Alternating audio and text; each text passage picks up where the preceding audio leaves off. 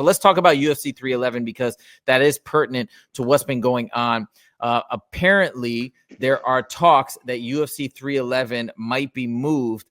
And the reason why is, of course, UFC 311 next weekend is in Los Angeles. So I just wanted to talk to Justin about this.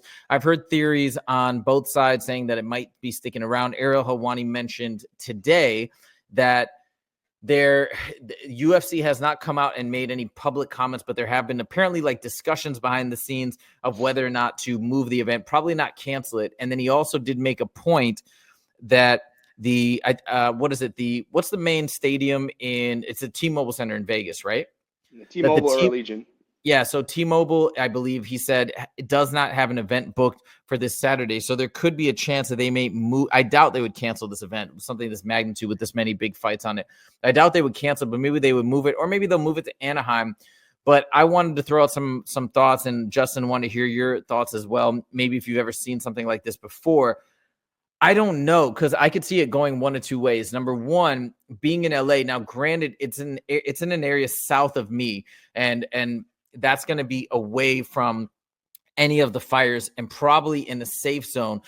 So there's a couple of things I was like thinking about. Number one, because so many people had to evacuate, I've heard figures of between 100 and 200,000 people have had to evacuate. They're probably taking up a lot of the hotels and the Airbnbs and things like that. So I could see them or the city wanting this event not to go down just because it's going to put too much pressure on lodging situations and whatnot. So that's one thing.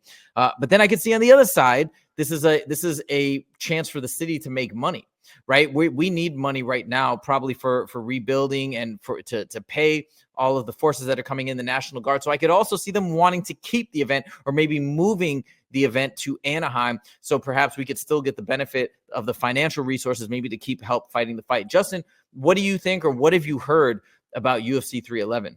Yeah, I actually was reading this morning. Dana White came out and said the fire is about 20 miles away from the arena, and he has no intention on canceling or moving this fight as of now. Personally, I think it should get moved to Anaheim. I mean, there's too many things going on. Can you imagine living in Los Angeles? Can you imagine right now if you had tickets to the show, would you be excited about going? Probably not. I think a lot of people are going to bail, and I mean, they want to stay at home. They want to, be safe. Now we put, let's say, I don't know, 50,000 people in this arena, and what happens if there's an evacuation fucking in the middle of the show? You know what I mean? And I'm not, and that might be a little far-fetched, but in all realms of possibility, I mean, the whole city is burning down, guys. If you guys look at the videos and the pictures, it is insane, man. And, I think the smart move would be to move to Anaheim, keep the money in California. It's not that far, and be safe. Yeah. The Rams are playing the Vikings this weekend, and they've already moved. They're supposed to be in Los Angeles Rams. They're already moving to another field.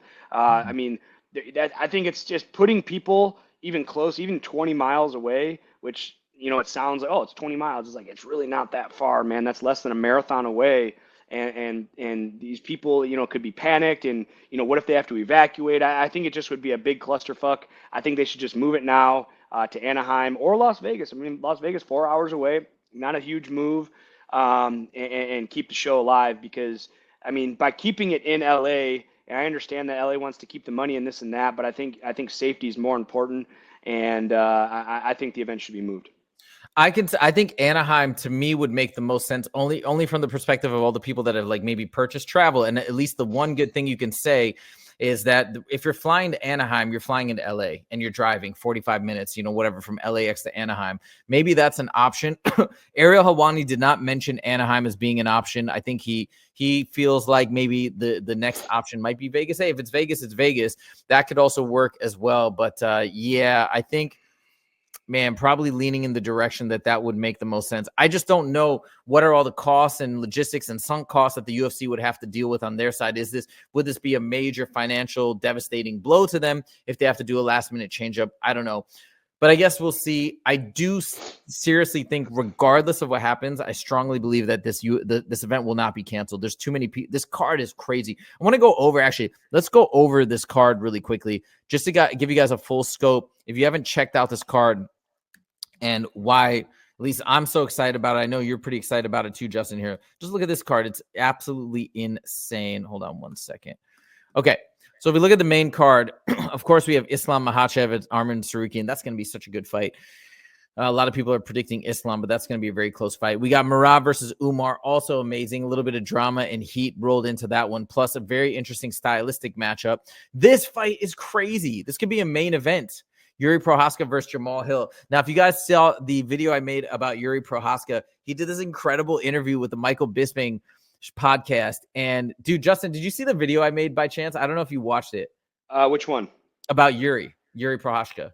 I don't think I did. I haven't seen that one. So last one I watched was Colby, about Colby. Okay, so the Yuri one, really what it's about is highlighting just how unique of an individual Yuri is so cool. So Yuri talks about so they're asking about, hey man, I love when you talk so deep. Like Michael Bisping's like, man, you get so deep, it's amazing. It just makes you so interesting as a fighter. People just want to tune in. He stops him immediately. He's like, I don't care about being interesting. That's not why I do this. I am being honest. This is me. I don't care about money. I don't care about fame. I don't care about any of this. He says, fight. And I want to know if this resonates with you, because I just look at Yuri and I'm like, he's on a level that's different from any fighter in the UFC ever. He's like, fighting is not about any of this. Fighting is a true test to show who you are. It's the purest form where you're in your pure identity, and it's a test of how much courage and resilience you can show. Like, he literally just looks at this as like a spiritual test, and that's why he goes into it, and that's why he does it. And he looks at everything he does. I might be not capturing its entire essence, but it's like this spiritual journey for him to discover his true self. And then he also says that that's why it's such a captivating sport, because people get to witness this journey to find oneself and to find one's truest form. So I don't know if we lost you there, Justin, but does any of this resonate with you? Or, okay, I think we lost Justin. But anyways, that's a fight that I'm very, very excited about. Cannot wait. Tehran says they can do Phoenix too. Yeah, all right, let's keep looking through the rest of this fight card. We also have Beneil Dariush versus Nano Moicano. That's a crazy fight. Amazing fight. That one's going to be incredible. I think Hanato, just from the momentum that he has, he's going to get the slight edge, but that's going to be really cool. Justin, we lost you about the Yuri stuff, but anyways, we're just kind of going to move on. And then the last fight of the main event is, the last fight of the main card is Kevin Holland versus Heniel de Ritter. He's coming in. I can't remember if I don't think he's a kickboxer, but I saw an interview of this guy. This is a very interesting matchup. He's saying he's going to destroy Kevin Holland. Kevin Holland's always a fun fight, but this is only the main card. Now we look at the prelims. Johnny Walker. Who doesn't love to watch a Johnny Walker fight? Peyton Talbot. This guy is on a tear right now, undefeated, getting flash KOs, and such a cool personality. You even said you become a fan of his, against Raoni Barcelos, who is 37. Interesting matchup. He's heavily favored in the odds. I don't think it's going to be as close as the odds are saying. Jailton Almeida, maybe not anybody's favorite fighter to watch. He's got a very slow pace and just goes straight to jiu-jitsu. Let's see how that one plays out. And let's see on the early prelims, any other big fight that sticks out to me. Ricky Tercios, that guy was on Ultimate Fighter. He's kind of an interesting guy. Anyways, the prelims and the main card, I think, are just solid and stacked. So that's going to be super, super fun. Okay,